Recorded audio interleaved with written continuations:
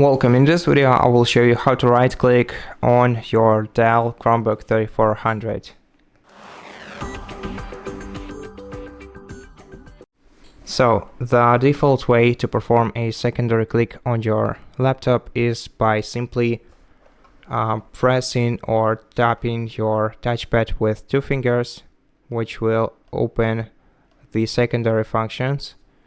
Now the other way to do that is to hold down the search button, and holding down the search button you can tap or click your touchpad. You can also adjust all of these settings. To do that, go to the control center in the bottom right corner of the screen, open settings, then go to device on the sidebar.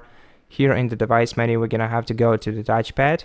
And here you can first of all enable or disable tap to click, and you can also change the keyboard button to right click. So by default, as I showed it to you, it's launcher. Launcher is the same as search, but if you'd like to use, for example, alt click, then you can switch to alt click, or if you want to, you can simply disable this feature.